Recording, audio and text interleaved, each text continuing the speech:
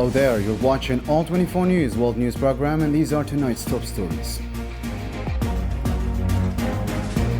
At least 40 Palestinians have been murdered in just 2 weeks as occupation forces violate the truce with deadly raids. Hamas rejects backdoor arrangements and accuses Washington of deliberately stalling negotiations.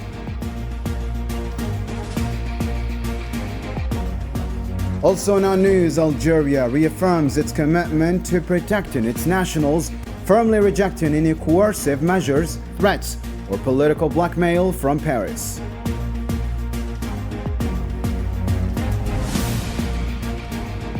Coming up as well, all eyes are on the upcoming Trump-Putin talks. While Washington expresses cautious optimism, Moscow insists on concrete security guarantees amid growing anxiety in Kiev over both the battlefield and the negotiation table.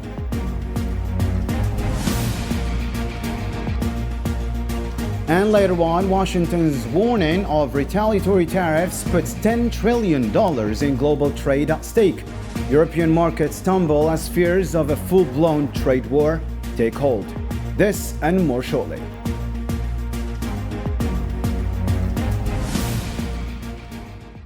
Welcome back to the details. First off, in our news tonight, at least 5 Palestinians have been killed and several others wounded as Zionist forces struck central areas on Monday.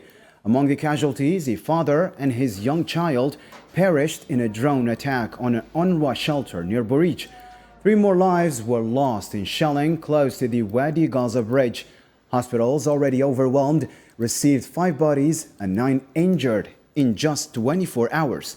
The death toll now stands at a staggering 48,577, with over 112,000 wounded, many still buried beneath the rubble.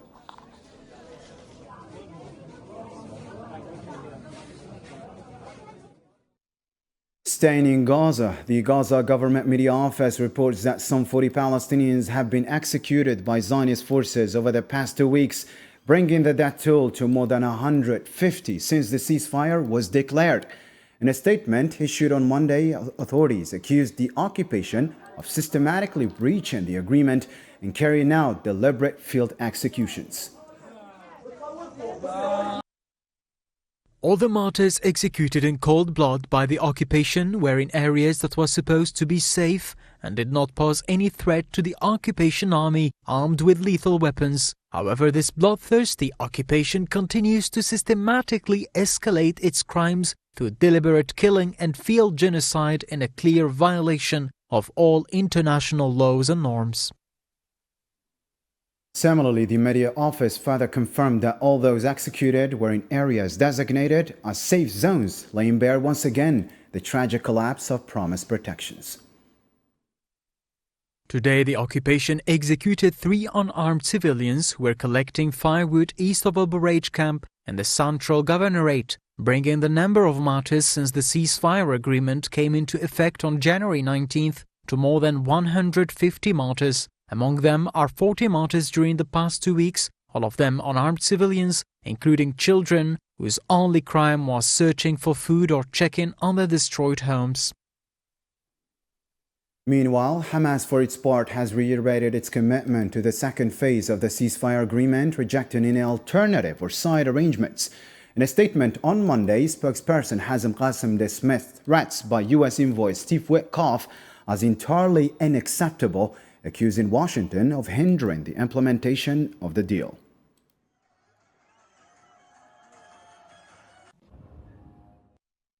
On a related note, and in a stark warning from UNICEF, 1 million children in Gaza are now struggling simply to survive. The agency, in a video message, revealed that hundreds of thousands are without clean water or proper sanitation. It underscored that only a lasting truce and unfettered humanitarian access can prevent further loss of life.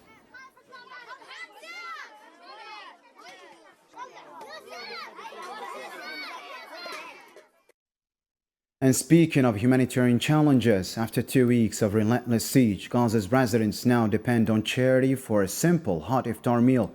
As water and food supplies dwindle, relief groups are warning of a crisis that may persist for weeks, stoking fears of a looming famine with grave consequences. Zara Ferjani reports. Under a makeshift tent set up in the heart of ruined Jabalia, a Palestinian charity is offering a lifeline. Amid the debris and destruction, volunteers work tirelessly to prepare and distribute hot meals and loaves of bread, providing some relief to exhausted, hungry families who have been left to fend for themselves behind closed doors. Faced with numerous crises and the closure of crossings for 2 consecutive weeks, we are suffering greatly from a shortage of flour and food. As you can see, we are now depend on charitable aid for our daily subsistence. There is a shortage of groceries, a shortage of water, food, everything. Since the end of the first phase of the ceasefire, the Zionist blockade has tightened once again, choking Gaza's lifeline and pushing an already dire humanitarian crisis to the brink. Food is scarce, water is hard to come by, medical care is a distant dream. In this Ramadan, a time traditionally filled with warmth, family and faith, Gaza's reality is one of loss, emptiness and struggle. It's a very painful suffering. We used to live a normal life. Today, we struggle to provide for our families and children. There is no more work, no more healthcare, no more food. Vegetables and fruits are no longer available. The simplest things we had are gone. While others gather in comfort around well-stocked Ramadan tables, the people of Gaza cling to what's left of their past, surviving on charity, courage and community. Because in Gaza, even a loaf of bread is now a symbol of resistance, and every shared meal is a small act of defiance against a brutal siege. Shifting focus to the West Bank, Zionist forces have intensified their assault on Jenin for a staggering 56th consecutive day, displacing 21,000 people and crippling the local economy. Jenin's municipality says the camp now lies in ruins with 85% of city streets demolished and 8,000 businesses forced to close. In neighboring Tulkarm, 200 families have fled as the onslaught enters its 50th day, while attacks on Nur Shems rage on for the 37th day. The violence has left 13 martyrs, dozens wounded and detained, and over 25,000 forcibly displaced.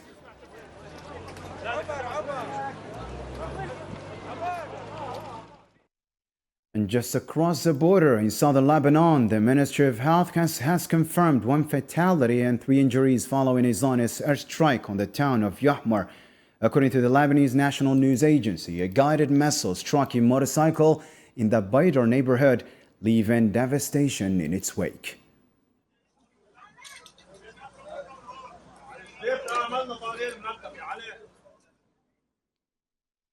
Turning now to Yemen, the Ministry of Health reports more than 150 casualties following U.S. airstrikes on Sana'a and several other governorates.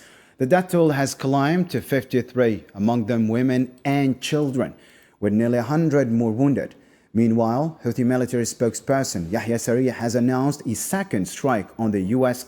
aircraft carrier Harry Truman in the Red Sea. In a televised address on Monday, he pledged a further escalation in response to the ongoing attacks. حيث استهدفت بعون الله تعالى وللمرة الثانية خلال 24 ساعة. The Yemeni armed forces targeted for a second time during 24 hours the U.S. aircraft carrier USS Harry S. Truman with a number of ballistic and cruise missiles and drones in an engagement that lasted for several hours. And in a strong reaction from Washington, U.S. President Donald Trump has issued a warning, declaring that Iran will be held fully accountable for any further Houthi attacks in Yemen. In a statement posted Monday on Truth Social, he vowed that every bullet fired by the Houthis will be treated as Iranian and pledged severe consequences for Tehran. Our message to Iran is you better take this president seriously, and I think the Houthis learned that the hard way this past weekend. As I said in my opening remarks, there's a new sheriff in town, and this president is not just going to sit on his hands and allow terrorists to launch attacks on commercial vessels and U.S. naval ships. Those actions will not be tolerated. Back home in Algeria now, the Foreign Ministry has firmly rejected France's attempt to unilaterally impose a list of nationals facing deportation. In a statement issued on Monday, the Foreign Ministry underscored that such decisions must adhere to established diplomatic protocols and be handled through agreed-upon channels, not by unilateral action. Regarding the French initiative to submit a list of citizens subject to expulsion orders, the Algerian authorities have rejected it in both form and substance. In terms of form, France cannot unilaterally and arbitrarily decide to reconsider the established channels designated for handling expulsion cases. Consequently, the French side has been urged to respect the applicable procedures in this regard. As for the substance, the Algerian response emphasized that the 1994 Agreement Protocol cannot be applied in isolation from the 1974 Consular Relations Agreement. Doubling down, Algeria has once again reaffirmed its rejection of threats, intimidation, imposed deadlines, and all forms of blackmail from Paris. In a statement on Monday, the Foreign Ministry denounced France's selective approach to bilateral and international agreements. The remarks followed a meeting between Secretary General to the Foreign Minister and the French embassy's chargé d'affaires in Algiers. Algeria reaffirms its categorical rejection of the language of threats, ultimatums, and all forms of blackmail. It also objects to the selective approach adopted by France regarding the bilateral and international agreements binding the two countries. Algeria emphasizes that the primary driver of its stance is its commitment to fulfilling its duty to provide consular protection to its citizens abroad. Meanwhile, French newspapers have uncovered damning evidence that torture against Algerians during the Liberation Revolution was systematically ordered under a top-secret directive issued to senior French army officers. According to the Algerian news agency, Mediapart revealed that the French military command in Algeria sanctioned these brutal practices with political approval. The report further noted that following the 1957 torture operations in Algiers, General Rasoul Salan advocated for its broader implementation. Les déplacements de population débutent. This memorandum justifies restoring to torture based on recent experiments conducted in certain areas, which highlighted the benefits that could be achieved, especially in cities through intense interrogation operations, are immediately exploited. The document stated that the leaders of the military divisions, corps, and the southern regions authorities are required, according to this binding memorandum, to carry out the orders in the units they oversee across all of Algeria and to do so verbally, with instructions given not to publish this personal order in writing any form. The investigation also revealed that the directive's wording was deliberately crafted to shield the military from shameful accusations and legal consequences, particularly in the event of shifting political tides. This followed a March 1956 law that granted the army sweeping powers to torture Algerians.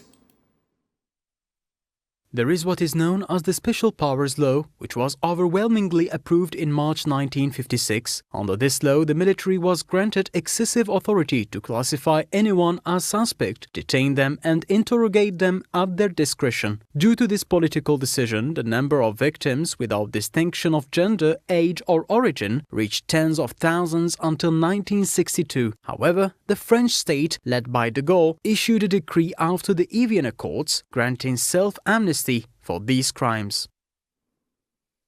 Turning to diplomacy, all eyes now turn to Tuesday's much-anticipated summit, the first since President Donald Trump's return to the White House.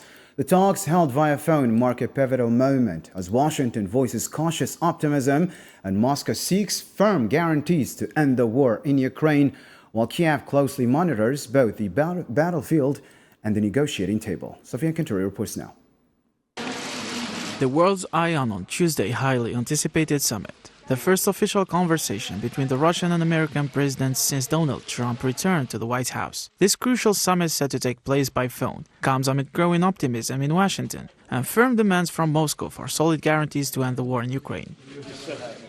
In Kiev, the mood is more cautious. Leaders and citizens alike watching events unfold with one eye on the battlefield and the other on the diplomatic front. U.S. President Donald Trump confirmed on Sunday that he plans to speak with Russian President Vladimir Putin in a bid to broker an end to the war. In a press interview, Trump said negotiations between Moscow and Kiev were progressing, hinting at the possibility of sharing territory and power plants between the two sides. Controversial proposal likely to raise eyebrows in both Europe and Ukraine. Yeah, we learned a lot. We're doing pretty well, I think, with Russia. We'll see if we have something to announce maybe by Tuesday. I'll be speaking to President Putin on Tuesday. And a lot of work's been done over the weekend. We want to see if we can bring that war to an end. Maybe we can, maybe we can't, but I think we have a very good chance. From Moscow, Kremlin spokesman Dmitry Peskov confirmed the call, saying the conversation will take place on Tuesday, but declined to share any details about the agenda, insisting the content will remain confidential. Meanwhile, Russia's Deputy Foreign Minister Alexander Kryshkov said Moscow is demanding firm security guarantees as condition to end the war. These include Kiev's neutrality and a clear commitment to not join NATO. But the European Union is far from convinced. EU Foreign Policy Chief Kaja Kallas criticized Russia's conditions, calling them repackaging of Putin's original war aims, not a true peace proposal. She stressed that political support alone isn't enough, and Europe is now awaiting key discussions at next EU defense ministers' meeting on Thursday. Those conditions that they have presented, it shows that they don't really want peace, because they are presenting as conditions all their ultimate goals that they want to achieve from the war. As the world watches what could be a pivotal moment in this prolonged conflict, the outcome of this Trump-Putin phone summit may determine whether diplomacy can finally outpace devastation, or if the war in Ukraine will drag on into another chapter. And in economic news, retaliatory tariffs on foreign goods. President Trump's latest salvo from the White House have sent fresh shockwaves through Europe, rattling markets and placing nearly $10 trillion in trade at risk, stoking global fears of a deepening trade war. Yassine Rukti has more. A fresh storm is brewing across global markets, sparked by a bold new move from White House resident Donald Trump, this time in the form of broad retaliatory tariffs on foreign goods. The move is sending shockwaves through European markets, threatening nearly $10 trillion worth of global transactions and raising fears of an all-out trade war with far-reaching economic consequences. Starting April 2nd, President Trump says he'll impose a tougher, sweeping tariff regime across multiple sectors, despite warnings from allies and economic institutions alike. It's going to be reciprocal. In other words, whatever they're charging, we're charging. Very simple. If they're charging us, we're charging them. It's no longer they charge us, but we don't charge them. But not everyone shares his optimism. The American Chamber of Commerce to the European Union has issued a stark warning. Escalating the tariff war could endanger up to $9.5 trillion in annual transatlantic trade. According to its latest transatlantic economic report, trade in goods and services between the US and the EU alone reached $2 trillion last year. The chamber also sounded the alarm over ripple effects on energy and services trade, including liquefied natural gas exports from the United States. The impact of conflict in the commercial space will not be confined to trade alone, but will extend to various other areas, with the interactions between them being crucial. Business-to-business trade, which makes up around 90% of Ireland's trade and 60% of Germany's, could be negatively affected. There is also a risk that the crisis could spread to trading in services, data flows and energy, especially with Europe relying on imports of liquefied natural gas from the United States. The OECD has also predicted an economic slowdown across Canada, Mexico and the United States as a result of the planned 25% tariff hike in April. Its latest report warns that any gains from the tariffs will be outweighed by losses in growth, pushing North American economies into weaker trajectories. In early 2025, high-frequency activity indicators point to some softening of global growth prospects. Surveys suggest lower business and consumer confidence in several strong-performing economies such as Brazil, Canada and the United States. Inflationary pressures persist and recent inflation rates rose in 20 among 37 OECD and selected other economies with available data. European stock markets, already on edge, started the week in turmoil. Trading volumes dropped on Monday, reflecting growing uncertainty and extreme volatility tied to Trump's trade stance. Analysts say the global economy could be heading into dangerous territory, with recession fears looming larger by the day. As the clock ticks toward the April deadline, businesses, investors and policymakers worldwide are bracing for what could be a new chapter in global economic disruption, one driven not by market forces, but by tariff battles and political brinkmanship. On the African front in Sudan, the army claims fresh advances in central Khartoum, tightening its grip on the rapid support forces near the presidential palace and key government sites. A Monday statement reported armored units reclaiming strategic positions including Al-Usra Club, Al-Musallamiyya Bridge, Nailin Towers and Sharoni Station. Meanwhile, RSF shelling in Omdurman left 4 civilians dead, including children, and wounded 30 others during Tarawih prayers.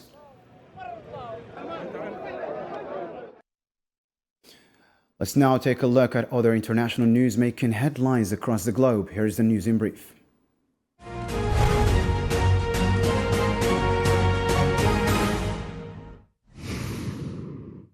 The Russian Ministry of Defense announced on Monday that its forces have successfully taken control of a new town in the Zaporizhia region. In a statement on Telegram, the ministry confirmed that its ground troops secured the town of Stipovoy in the area. On Monday, Rwanda cut diplomatic ties with Belgium and ordered the expulsion of all Belgian diplomats. In a statement, Rwanda's foreign ministry accused Belgium of consistently undermining Kigali amid the ongoing conflict in the Democratic Republic of Congo. Belgium condemned the move as disproportionate and retaliated by expelling Rwandan diplomats. A delegation from the government of the Democratic Republic of the Congo is set to arrive in Luanda, the capital of Angola, today for direct talks with the M23 movement. According to the Congolese news agency, the delegation from Kinshasa is responding to an invitation from Angolan President João Lourenço, who currently chairs the African Union. The negotiations seen as a step toward halting hostilities for a lasting resolution to the ongoing conflict between the Congolese government and the M23 group. North Korea confirmed its intent to continue enhancing its nuclear arsenal in response to external threats, rejecting the G7's call to give up nuclear weapons, calling it a sovereign right. The North Korean Foreign Ministry condemned the G7 as a criminal nuclear group threatening global peace. And finally, in northern Iraq, the historic Great Mosque of Suleymaniye has long stood as a haven of comfort and support for the most vulnerable during the holy month of Ramadan. Amid challenging economic times, its enduring generosity serves as a strong reminder of the spirit of compassion and the timeless value of sharing in this sacred month. More on this with Salman Asib. Here, in the heart of the historic Grand Mosque of Suleymaniye in northern Iraq, a powerful tradition of compassion lives on. As the sun begins to set, volunteers work tirelessly, preparing hot meals and distributing them before the call of iftar prayer. A place of worship turned symbol of solidarity, this centuries-old mosque continues to open its doors to those in need, as it has done for decades. What makes Ramadan so special is the large crowds. Most of the people we serve are those in need. Whether they are poor travelers or fasting individuals, they come here to break the fast. Since the beginning of the holy month, we've been preparing and distributing between 2,000 and 2,500 meals every day.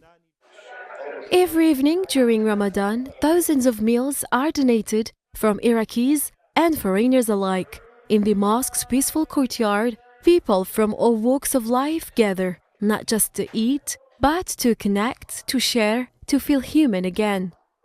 Suleymaniye is home to many refugees from Iranian Kurdistan, internally displaced people from southern Iraq, and a large number of Syrians, most of whom are unemployed and struggling. These meals are essential for them. With job opportunities so scarce here, receiving a hot meal makes a real difference. In a country still marked by years of conflict and economic challenges, gestures like these shine as powerful acts of resilience and humanity. This place has become an important cultural and religious hub, especially for the underprivileged in Suleymania. Given the current drop in civil servant salaries, you can see the long lines of people waiting outside. It has truly become a safe haven and a warm welcoming space for those in need. This tradition began in 1998 during the height of international sanctions on Iraq, a time when hope was scarce and hunger widespread. Yet, even then, the Suleymaniya Mosque stood firm, turning prayer into action and faith into food. And today, in a world often divided by borders, beliefs and crisis, each meal offered here tells a story of unity, empathy and shared strength. And that wraps up our news program for tonight. Thanks for watching. See you next time.